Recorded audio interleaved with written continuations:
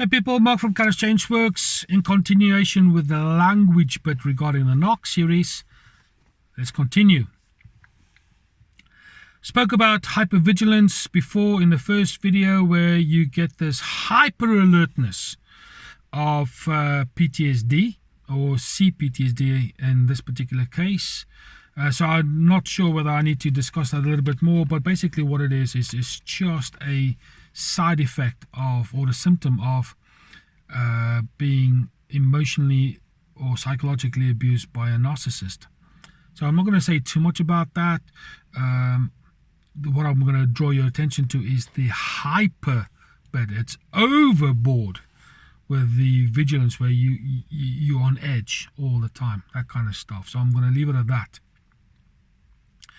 Another tactic, I spoke about devaluation. The other one I'm going to talk about now is idealization, which is very, very similar, but it is slightly different. So let's read the little definition. Narcissists see the world as others in binary terms, good or bad, black or white. They tend to either idealize or devalue others. Okay? We spoke about that golden child effort earlier. Parents who suffer from narcissism often idealize the golden child and devalue or scapegoat someone else. Okay, so what happens there is you, as an ideal person in society, just like the devaluation bit, you now become nothing other than the supply, which is going to come a bit later, for the narc. So they will look at you and see food, they will see oxygen. And the way they do that is they hollow you out, as I've described myself many, many times. They hollow you out and devalue you. But in this particular thing, like I said, they use you as a scapegoat. Not too long ago, I had a conversation with a narcissist where I was told something like, it was your fault for me to do the XYZ behavior. Complete denial of responsibility that XYZ behavior was their choice. But the devaluing tactic was, it was your fault, scapegoating. Not, how can it be my fault? You did it. And when you start feeling devalued, or you being used as a scapegoat for other people's lack of taking responsibility or the denial of behaviors and tactics, chances are you are dealing with a narcissist. So be aware that when you start feeling empty and hollow, that the substance of yourself is being eroded. Chances are you're already possibly months, years even, part of the game, and you might not have recognized it. Because the narc doesn't play the short game like a psychopath does. They play the long, tedious, drawn-out game. In that regard, they are the most patient people. I only recognized that I was dealing with a narcissist after 20 years of marriage. And I was like, wow. How did that happen? And I didn't realize. And I'm not bright, but I ain't thick either. I just didn't know because of how clever the narc is. So be aware. Need to look at that. Let's look at another one. A lost child is simply someone that has experienced narcissistic abuse, or being an observer of narcissistic abuse, but does nothing about it. They just carry on with their little life, doing their best. Therefore, the narc has got very little control over them, but still has got control because of the child bit, the parental responsibility bit. And they will do anything in their mind to make them an enabler or a golden child, maybe not so much, but certainly a flying monkey. That is for sure. So the lost child is someone that doesn't necessarily play the narc's game as much as the narc would like. Then you've got the mascot, who is someone who will be the peacemaker on behalf of the narcissist. The mascot. It's like a bit of a jester, the fool, the clown. But they don't work for the greater good of the individual family. They only work for the greater good of feeding the narc's already inflated ego about themselves. So be aware. So when you see someone who's friendly and on the side of the narc, who makes light of certain things, mascot, that's who you're dealing with. Narcissistic injury is where they suffer invalidating emotional injury in their early years.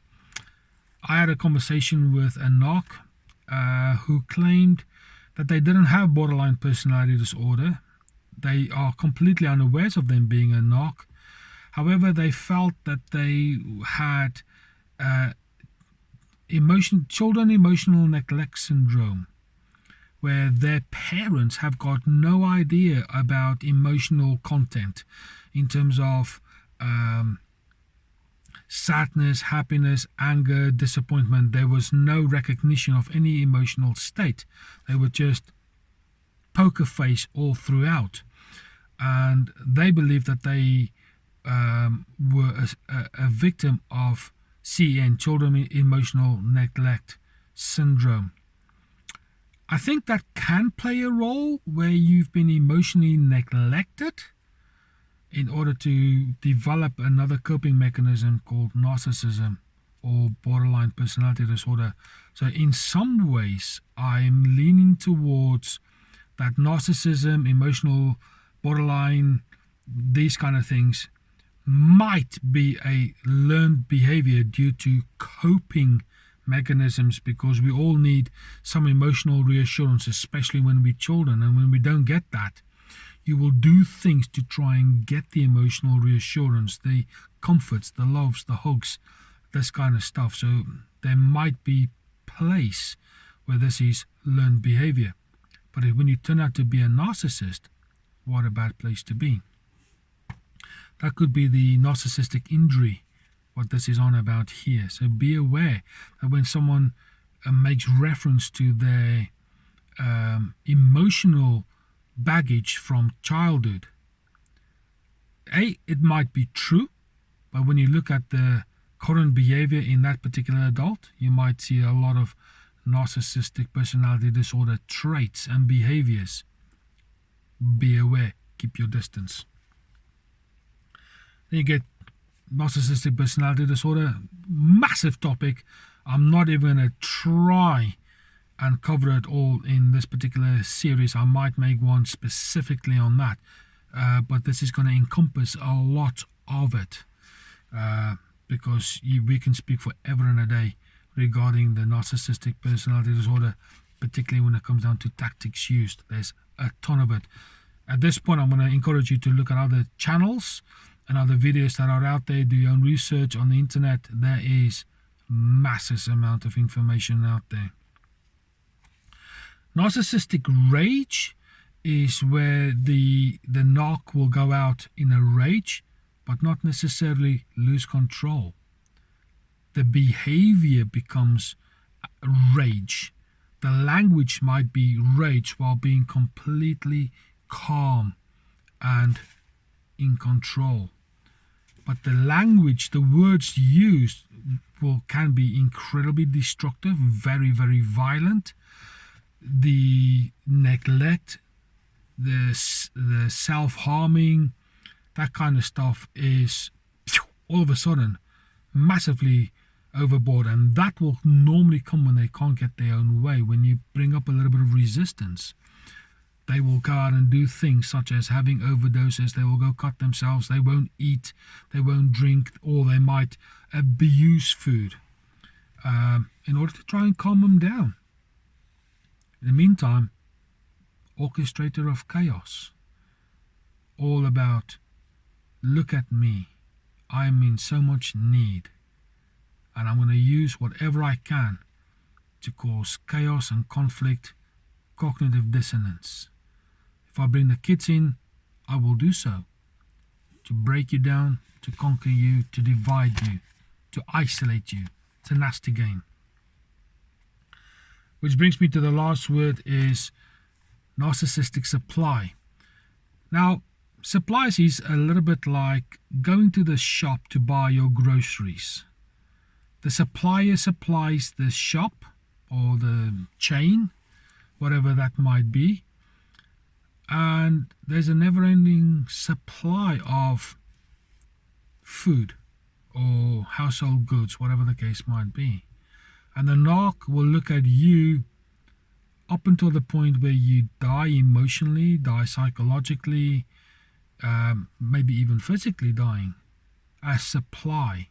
They will hollow you out and they will drain you. They will do whatever they can to suck the life out of you. And when you are no longer resisting, they will find another supply. And what they do there is they will just go, you're done now. You offer no resistance or whatever the case might be. I'll go to person B and suck the life out of them. They might have 4, 5, 10, 20 people who are their supply, keeping the whole narcissistic behavior in them, that life, that narcissistic life inside of them, to keep that alive only by supply. The only way to really break the narc's influence in you is to not play the game. But you don't know that you're playing the game till it's way too late. And then it's a matter of developing skills and tactics, which I will talk about far down the line of this particular series, on how to starve and suffocate the narcissistic supply from you to them. Okay, my friend, there's a few more words for you to get a hold of and get your head around and see what it's all about. After you do all the YouTube admin, the supply, the supply, hello, the subscribe, the comment, the share, whatever. This is Mark from Chaos Change Works. I'll speak to you soon.